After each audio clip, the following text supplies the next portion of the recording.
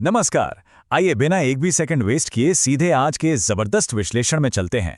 आज हम daily news के शोर शराबे को हटाकर उन सबसे जरूरी करंट अफेयर्स को डिकोड करेंगे जो सीधे आपके यूपीएससी सिलेबस से जुड़ते हैं। हम यहाँ सिर्फ फैक्ट्स नहीं रटने वाले हैं, बल्कि ये देखने वाले हैं कि आज की ताज़ा घटनाएं कल के स्टैटिक सिलेबस से कैसे जुड़ती हैं, ताकि आपकी तैयारी का एक मिनट भी बर्बाद ना हो। शासन से लेकर विज्ञान तक हर खबर के पीछे के सिद्धांत को समझना ही सफलता की असली कुंजी है। तो चलिए शुरू करते हैं। तो आज के इस विश्लेषण का रोड मैप क्या है? हम शुरुआत करेंगे राजव्यवस्था और शासन से, फिर चलेंगे इंटरनेशनल रिलेशंस की तरफ, उसके बाद इकोनॉमी और एग्रीकल्चर, और फिर विज्ञान के लेटेस्ट अपडेट्स। आखिर में हमेशा की तरह एक रैपिड फायर रिवीजन होगा और एक सॉलिड मेंस चिंतन, जिससे आपकी पकड़ और मजबूत हो जाएगी। सबसे पहले बात करते हैं राजव्यवस्था और शासन यानी पॉलिटी एंड गवर्नेंस की। सीधे चलते हैं जीएस पेपर 2 के इन महत्वपूर्ण अपडेट्स पर। अब देखिए, हाल ही में जो नीट यूजी का संकट आया उसने नेशनल टेस्टिंग एजेंसी यानी एनटीए की काफ़ी सारी कमियां उजागर कर दी हैं। यहाँ आप एनटीए का पूरा फ्लो चार्ट समझ सकते हैं। स्टैटिक फाउंडेशन क्या है?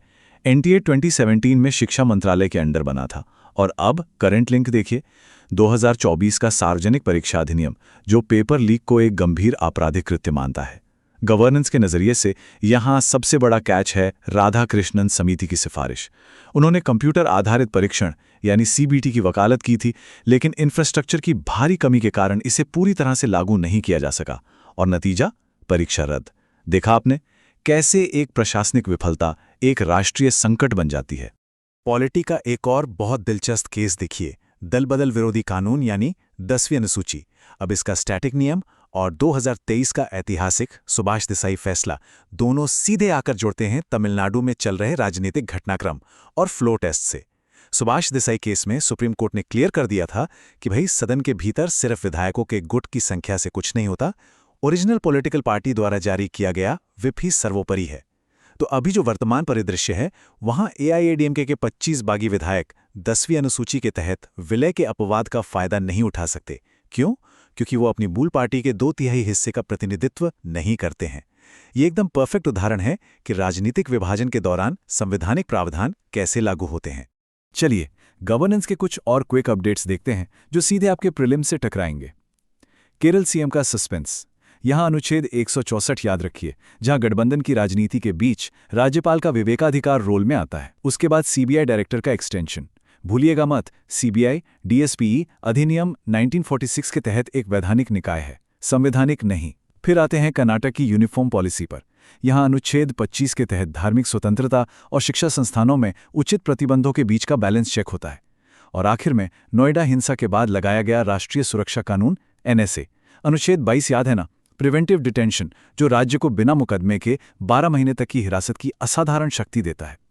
ये सभी मुद्दे नागरिकों के अधिकार और राज्य की शक्तियों के बीच के संबंधों को बहुत स्पष्ट रूप से दिखाते हैं। आगे बढ़ते हैं हमारे अगले सेक्शन पर, अंतर्राष्ट्रीय संबंध और वैश्विक गतिशीलता, जो जीएस पेपर 2 के लिए बहुत जरूरी हैं। अब इस मैप पर ध्यान दीजिए। पश्चिम एशिया का संकट सिर्फ उनका आपसी मसला नहीं है, ये पूरी दुनिया की ऊर्जा सुरक्षा का गेम है। सबसे बड़ा भू राजनीतिक कारक क्या है? चीन अकेला ईरान के तेल निर्यात का लगभग 80% हिस्सा खरीदता है। और हाल ही में जो ट्रंप और शी की मीटिंग हुई, वो बिल्कुल 1972 की ऐतिहासिक निक्सन माओ शिखर सम्मेलन की कूटनीतिक रणनीतियों की याद दिला रही है। लेकिन भारत के लिए असली टेंशन कहाँ है? वो है हुर्मुज़ जलडमरू मध्य, जो दुनिया के तेल व्यापार का एक प्रमुख चोक पॉइंट है। अगर कूटनीतिक तनाव से यहाँ आपूर्ति बाधित हुई तो कच्चे तेल के दाम आसमान छू लेंगे, और हम जैसे देश जो तेल आयात पर अत्यधिक निर्भर हैं, हमारा चालू खापा घाटा यानी कैड तुरंत बिगड़ जाएगा और घरेलू मुद्रास्फीति बढ़ जाएगी। संवैधानिक परंपराओं को थोड़ा और समझते हैं। वेस्टमिंस्टर प्रणाली में जो किंग्स स्पीच होती है, वो कोई आम रस्म नहीं है। ये नई सरकार का पूरा विधायी एजेंडा सेट करती है। लेकिन अभी यूके में चल रही आंतरिक राजनीतिक अस्थिरता का सीधा असर हमारे यानी भारत यूके मुक्त व्यापार समझौते एफटीए की बातचीत पर पड़ रहा है। वहां के लीडरशिप क्राइसिस की वजह से इन महत्वपूर्ण वार्ताओं की समय सीमा लगातार खिसक रही है। मतलब किसी दूसरे देश की घरेलू राजनीति हमारे इंटरनेशनल ट्रेड और दीर्घकालिक हितों के लिए कैसे एक बड़ी चुनौती बन सकती है, ये उसका एक प्रमुख उदाहरण है। चलिए अब शिफ्ट करते हैं अर्थव्यवस्था और कृषि की तरफ, यानी सीधे जीएस पेपर 3 के इनसाइट्स पर।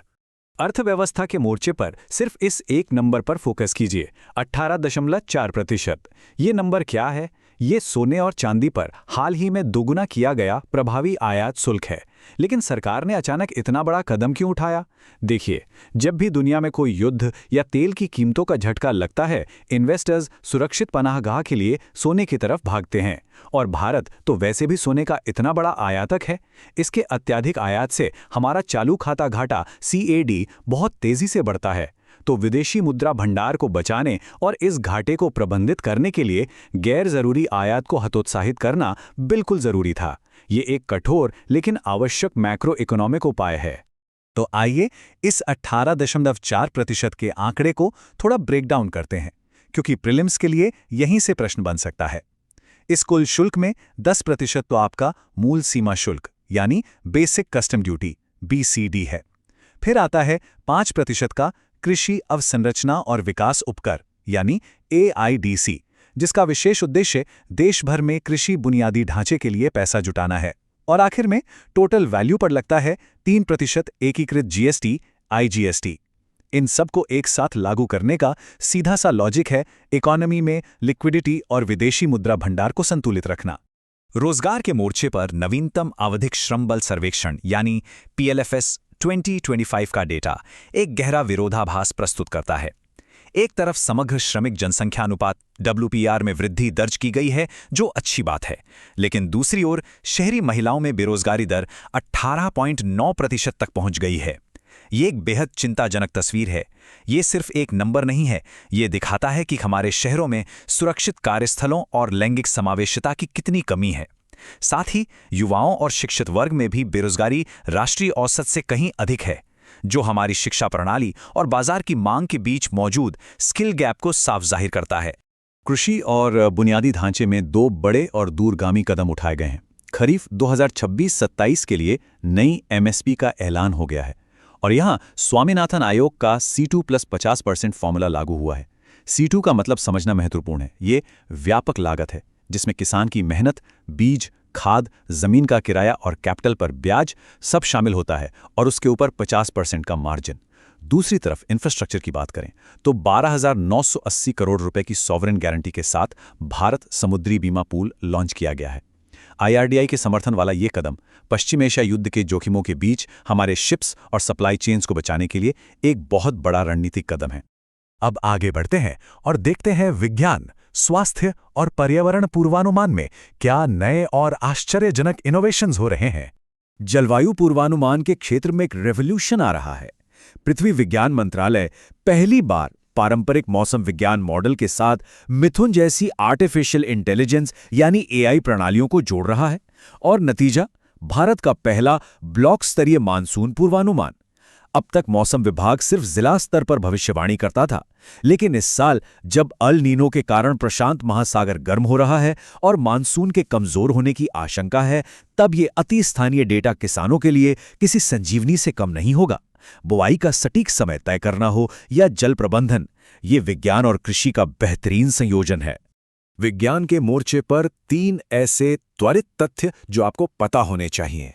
पहला, एंडोक्राइन सोसाइटी ने PCOS का नाम बदलकर अब PMOS कर दिया है, ताकि ये स्पष्ट हो सके कि ये सिर्फ डिंब ग्रंथि सिस तक सीमित नहीं, बल्कि एक व्यापक चयापचय या मेटाबॉलिक विकार है। दूसरा, बायोटेक में एक गजब की ब्रेक थ्रू, जो CAR-T सेल थेरेपी पारंपरिक रूप से कैंसर के खिलाफ इस्तेमाल होती थी, अब वैज्ञानिकों ने T कोशिकाओं की इंजीनियरिंग करके उससे HIV वायरस को प्रभावी ढंग से दबाने में कामयाबी पाई है।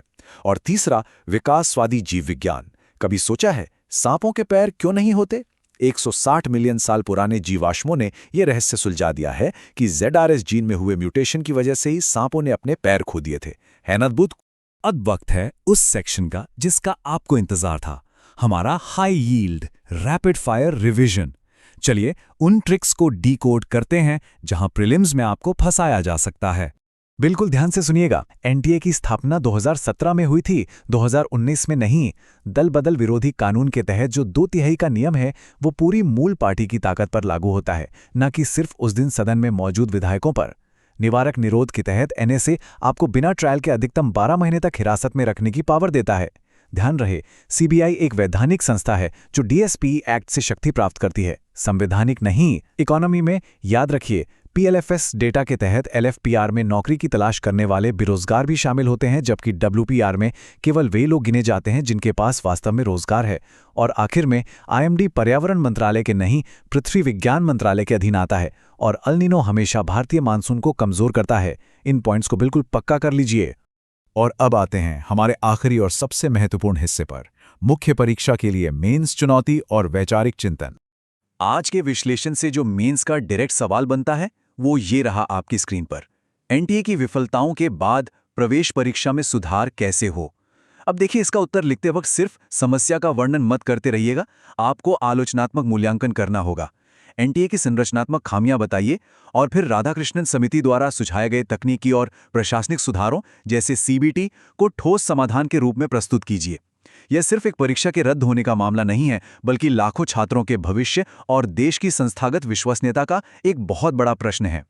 और आज के इस विश्लेषण का समापन शासन व्यवस्था से जुड़े इस गहरे विचार के साथ। संस्थागत जवाबदेही के लिए केवल चक्रीय रूप से कर्मचारियों को बदलना काफी नहीं है। इसके लिए संरचनात्मक सुधार, पारदर्शिता और कानून के शासन में जनता के विश्वास की बहाली की जरूरत होती है।